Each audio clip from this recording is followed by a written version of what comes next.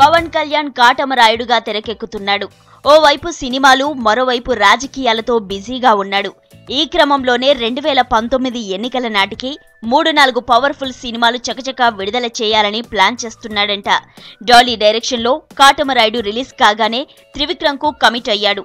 ఆ వెంటనే దర్శకరత్న దాసరి నారాయణరావు బ్యానర్లో నటించడానికి కూడా గ్రీన్ సిగ్నల్ ఇచ్చాడంట. పవన్ బర్త్డే సందర్భంగా ఈ 2 ప్రొడక్షన్ హౌస్ల పోస్టర్స్ రిలీజ్ అయ్యాయి. దాసరి మూవీకి దర్శకత్వం వహించేది బోయపాటి శ్రీను అంటూ టాలీవుడ్ లో జోరుగా చర్చ సాగుతోంది. చాలా రోజులుగా ఈ వార్త షికారు చేస్తున్నా లేటెస్ట్ సమాచారం ప్రకారం ఇది పక్కా అంటోంది టాలీవుడ్. పవన్ లో ఆవేశానికి బోయపాటి యాక్షన్ సరిగ్గా ఉంటుందనే టాక్ నడుస్తోంది. దాసరి ప్రొడక్షన్ మూవీ రిలీజ్ కావడానికి 2018 అవుతుంది. అప్పటికి పవన్ పూర్తిస్థాయి రాజకీయాలతోనూ బిజీగా ఉంటాడు. అప్పటి సిచ్యువేషన్ కు తగ్గట్టుగా మంచి ఎమోషనల్ పొలిటికల్ మూవీ పడాలంటే దాసరి బ్యానర్ లో బోయపాటి అయితే కరెక్ట్ అంటూ సీరియస్ డిస్కషన్స్ నడుస్తున్నాయి.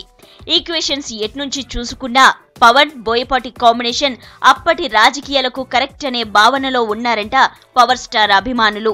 ఇటీవలే బన్నీకి సరైనోడు లాంటి బ్లాక్ బస్టర్ ఊరో మాస్ హిట్ ఇచ్చాడు. ఇక బోయపాటి పవర్ స్టార్ ను ఎలాంటి ఎమోషనల్ గా చూపిస్తాడో చూడాలి అంటోంది టాలీవుడ్.